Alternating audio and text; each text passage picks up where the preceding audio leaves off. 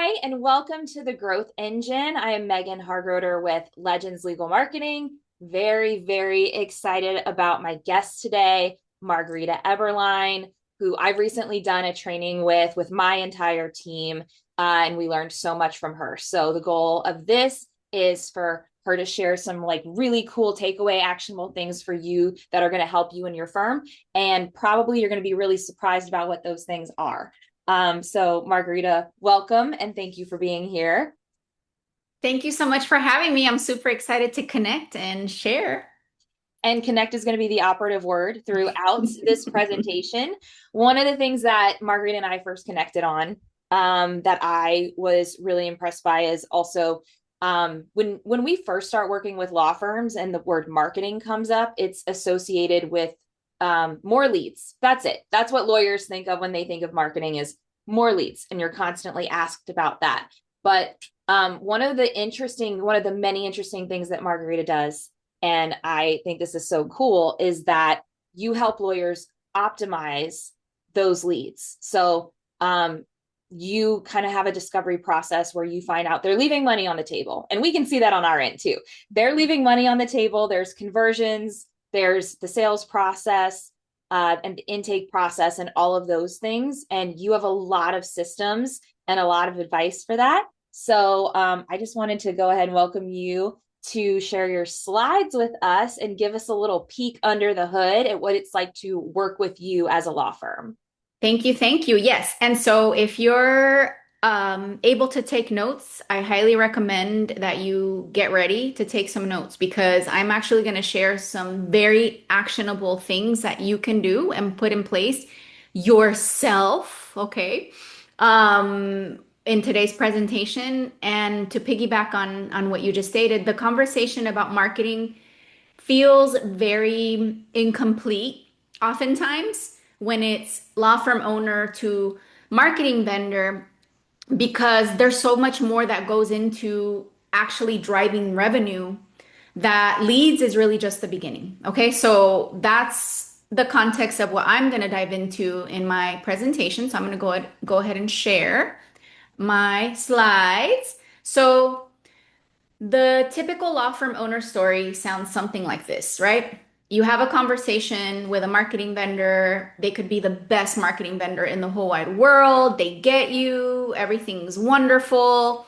And you get a strategy with that vendor for whatever tactic they're able to deliver, right?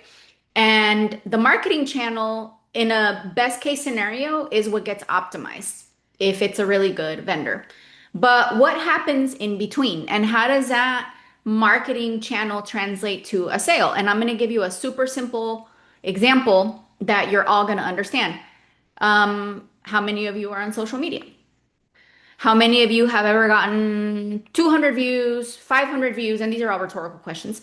1,000 views, a million views. And out of those views, how many of them became signed cases? That's usually the disconnect. We get so caught up with the marketing KPI, marketing KPI, marketing KPI that we lose sight of, wait, how is this going to actually translate into a signed case? And from that top of the funnel marketing KPI, and for those of you that don't know, key performance indicators, what KPI is, to the signed case, a lot has to happen and a lot has to go right. And that's where we come in as CMOs. And I'm going to teach you a few things about how we do it so that you can do some of this yourself. Before I get into that, I need to tell you a little bit about me, what becoming a boss taught me. And this relates to you.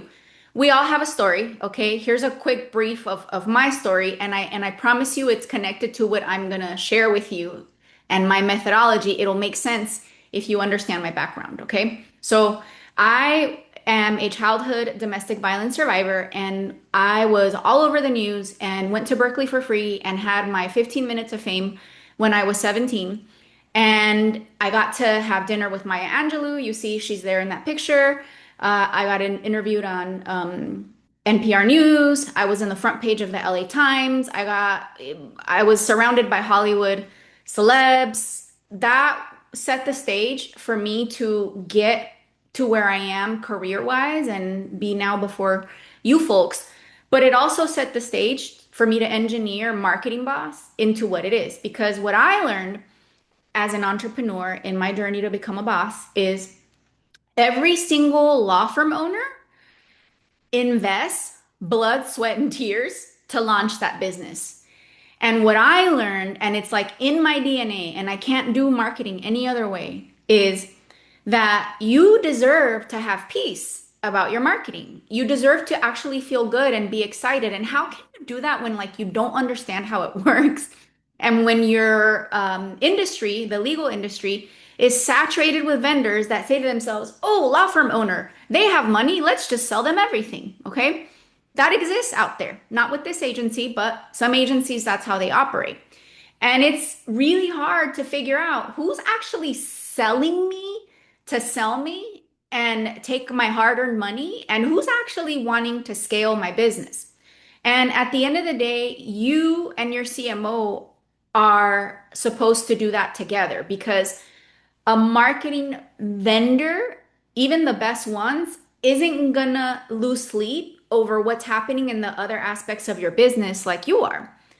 So when they get you the leads from the viral video on social media, when they get you the leads from the traffic, from the SEO, from PPC, from the billboards, from TV, from radio, they're not going to necessarily be losing sleep because it's not in their scope over how many of those did you sign? And if you didn't sign them, why not? Was it the quality, right? Sometimes you can have conversations.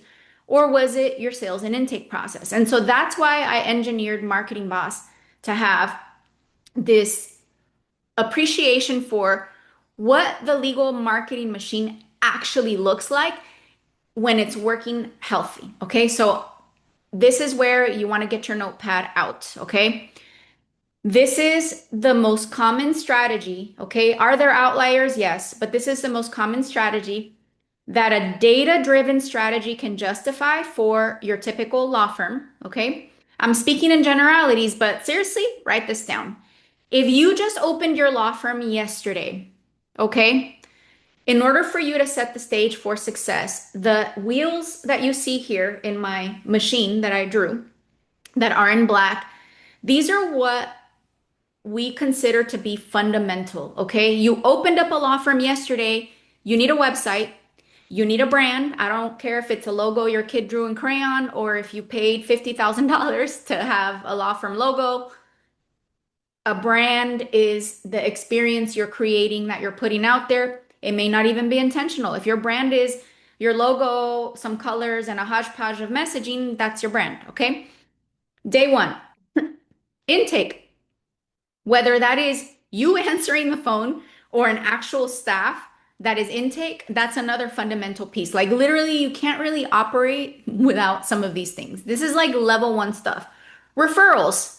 Unless you're the worst at what you do, you're going to get referrals. You're going to talk about your business, right? Because blood, sweat, and tears, right? We go to the grocery store, we talk about our business. Networking, again, you're going to talk to people. This is just a natural part of the way we do business. SEO, it may be intentional. And for those of you that don't know, SEO is search engine optimization. You putting content out there is SEO. Okay. It may not be intentional. It may be very intentional. It's SEO. A Google listing. Most law firms, day one, know, hey, I probably should have a listing on Google. Let me be on Google Maps. Okay. So that stuff in black is your fundamental level one stuff that you should optimize right now. Like go look to see how are these fundamental marketing channels structured and look for the following. Are they targeting the right people in the right way? Okay. If you are having trouble in your intake with pricing, if you're a crim firm, for example, and people keep haggling, are you using words like affordable attorney? Okay. That's an example. Look at those channels. Now, when you're ready to scale, and this is, all right, I started my law firm. I've got basic functionality, but now I'm ready to scale. Now I want to think about doing billboards. Now I want to think about doing directories, and other strategies. You want to layer in text messaging and email automation. Why do things manually when you can automate them? And in your typical law firm, when you go from level one, you open your doors to level two, you're now incorporating things for scalability, text and email automation is key, and PPC, paid ads, is also key. Whether or not PPC or Google ads or Meta ads or any kind of paid lead ads that you can run is a part of your mix now or later, you still need text and email automation. PPC is usually what I recommend if you don't have visibility because you haven't been around for very long and you just need customers. That will get the phone to ring. The stuff in green is the stuff that you want to layer in once you have, I'm going to say, money to burn, and once you're in a place where you want to invest aggressively.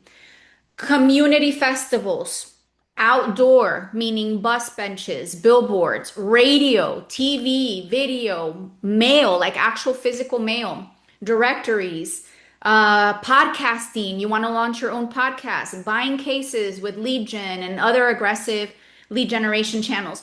Those are in green because those are the ones that you layer in when you have more risk tolerance. One common mistake that I see is somebody gets excited, opens up a law firm, a little TV salesperson comes and is like, hey, would you like to be on TV? Sure, my mom will see me. And then nobody else calls. Okay. Don't do that. Branding channels like TV, radio, outdoor, they're very high cost and very slow to give you a return. Are they a good idea? Absolutely. If you have like a really fun angle that or a gimmick that you think you might want to try out, go for it. But I definitely don't encourage those if you're wanting to be cash flow conservative. Okay. So as you launch these, the places where you look to optimize is your brand attractive to your ideal customer? I mentioned that before.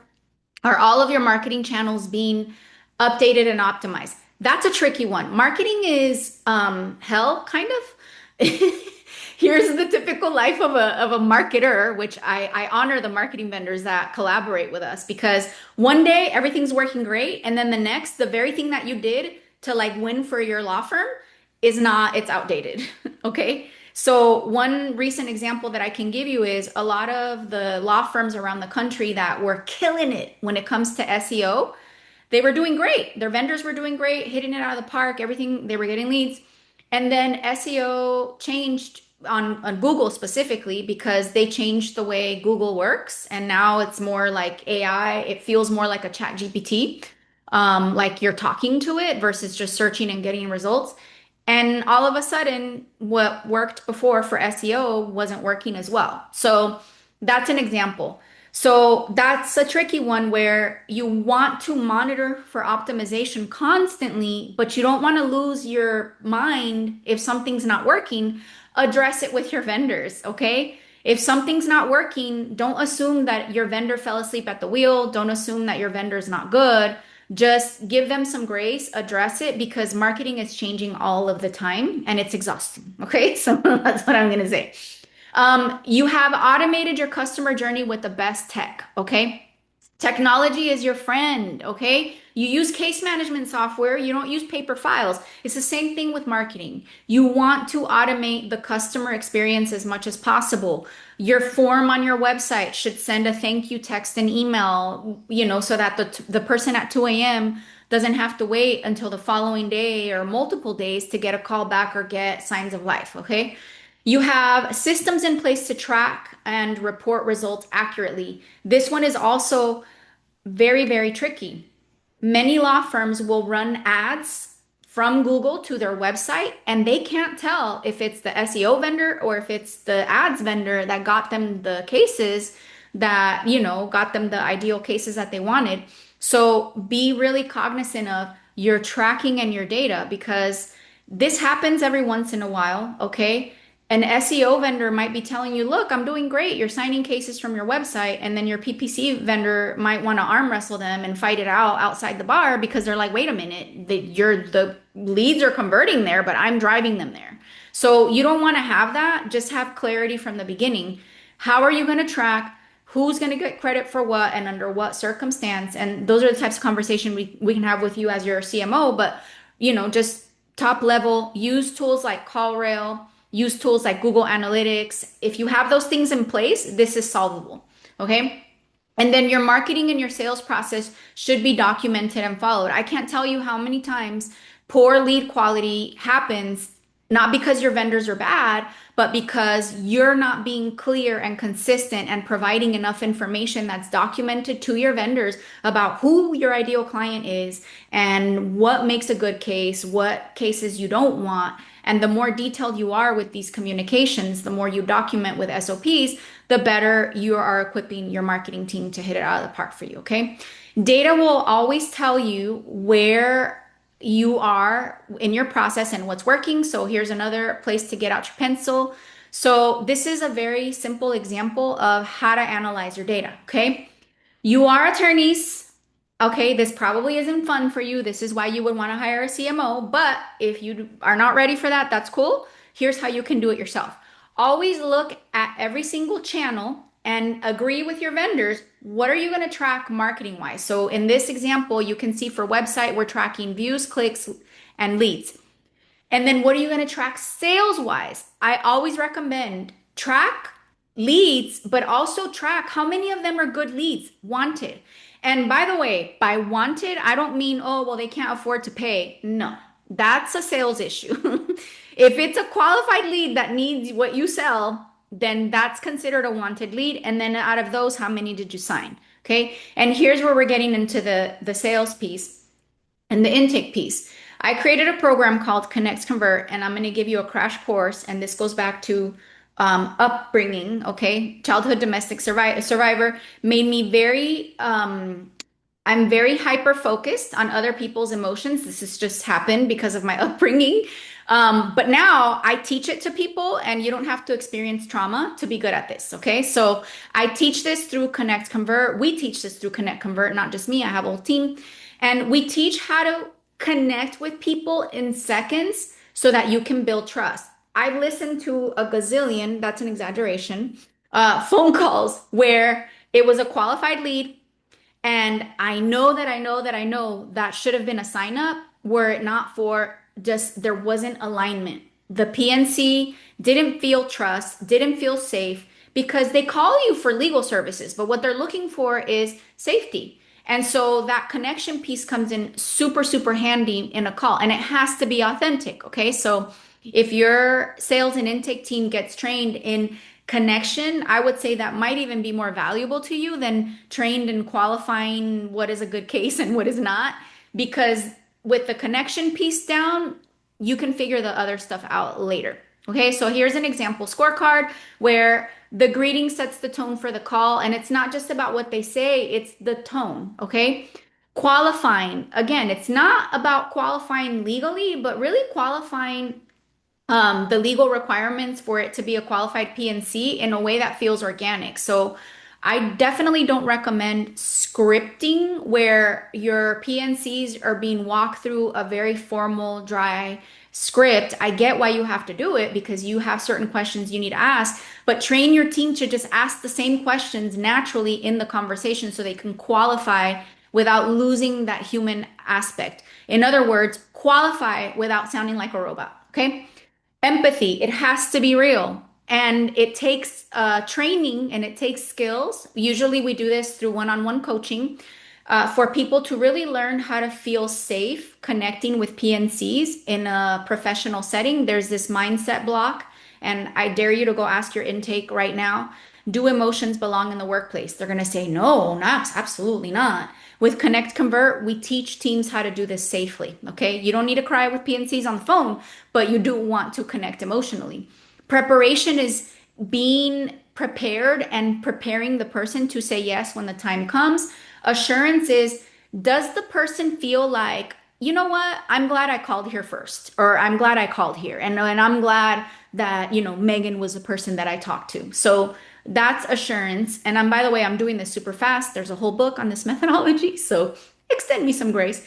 And then commitment. Commitment can be symbolic actions where the person has committed to the next step by writing down their appointment date and time, by signing an agreement, taking some sort of symbolic action to cement that commitment. So this is the methodology. So now, if you are looking at this data and you see that, oh my gosh, I have 8 wanted leads from ads in January, but only 2 of them signed, then your next step is what's happening in my sales process? What are the patterns with my intake team? Oh, well, according to this sample scorecard, personalization is missing. We're not giving people real examples of cases just like them that help them visualize themselves working with us. We're not using people's name in the conversation to connect with them. So that's how you use these two data sets together. And I think I'm pushing time here. So I'm going to summarize this real quick. Here is the ecosystem that you want to have, whether you have a CMO or not. Please have this in place. Have a documented strategy with your KPI so everybody's clear. Why are we posting on social media? What are we doing on websites? Why are we posting that blog? What are our goals? Okay. And have some sort of project management ecosystem. How many good ideas have you ever shared with your marketing team and they don't get done? It's because you don't have a project management ecosystem. So make sure to have that in place. Audit regularly. Okay. That spreadsheet that I showed you, definitely, or that mock up of a spreadsheet, definitely do that monthly, if not quarterly. Like do those audits because at the end of the day, if we're not making money, then why are we here, right? And then optimize. Start with your data. And when you diagnose that, hey, my views are down, my sales are down, my diagnose based on what's down so that you can work with your teams and actually drive your case signups. At the end of the day, that's what it all boils down to. Okay, boss. This is the Bossy, that's a video that I'm not going to play because I'm here live. But this is the Bossy method that we recommend, and you can try to do this yourself for sure, or you can have us do it for you. But audit all of your KPIs, create steps to optimize everything, create standardized processes based on the findings, okay? And be super strategic in how you execute, and always, always, always, always follow the case signups, follow the money, okay? You should have your documented plan. You should also have a brand guide, sales processes, and SOPs. So these are the marketing toolkit fundamentals that we recommend. And Megan and her team can definitely help you with a killer brand guide so that you guys actually have that consistent messaging across all of your marketing channels. And then 3 things for success. You need to be visible to the right people. You need to have a client experience and a sales process to match. And then these are some questions to ask yourself if you're ready for a CMO. If you're at a point where you're doing things and you've hit a ceiling, and when it comes to holistic marketing, like you really don't have a game plan and you really want that expertise, you're not necessarily looking for more tasks because you got people to do the task. You're looking for that expertise. You definitely should consider getting an in-house CMO, a fractional CMO like us, or getting somebody to help you in a CMO function. Sometimes you can do it in a marketing director function as well. And then make sure that you are committing to regularly check in with your CMO, with your team. It's important. You do want to be hands off after a while, but when you first start working with a CMO, you want to be very hands on because you want to make sure that you impart as much of your DNA into your marketing leadership team. And then you need to set aside resources for an actual team that can implement. What you should expect from any CMO, whether that's a marketing boss or somebody that you hire yourself, is you should know where your leads and your cases are coming from. You should have some sort of sales and automation process that is going to be optimized for your niche. And you should have data that you need that's clear enough to actually drive results and the support that you need to talk about data-driven decisions and the leadership that your team needs to execute. So with that, I think I'm out of time. Maybe I went over a little bit. Megan, back to you. Thank you so much. I feel like I just learned even more stuff than the first time that we did our training together. So I know we flew through a lot of things, but if you're watching this as a recording, feel free to scroll back and take some screenshots of some of those slides because there's a lot of information there. What is the best way for people to get in contact with you? I know you do like a little free discovery call for if people are interested. Yeah, the easiest way is I'm all over social media. It's Margarita Eberline. You can find me on LinkedIn, Instagram. Just pick whichever one you like, and you can just DM me, and either me or somebody from my team will get that process started, get you calendared.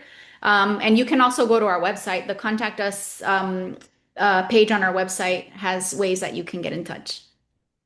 Well, thank you for being here today. Thank you for sharing so much value with all of us and for, also what you did with my team and what we're going to continue to do together.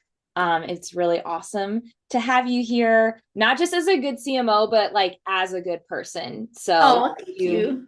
thank you so much. And we'll see you guys next time on the next Growth Engine. Thank you all for joining. Bye.